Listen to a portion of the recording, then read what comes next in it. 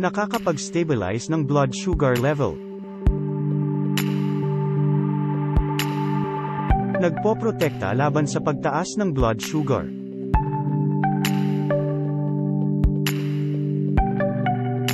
Nakakapagpasigla ng paglikha ng insulin sa katawan.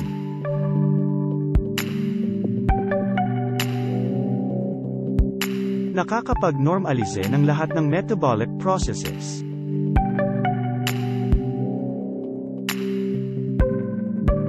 Nakapagpapagaling ng atay at pancreas.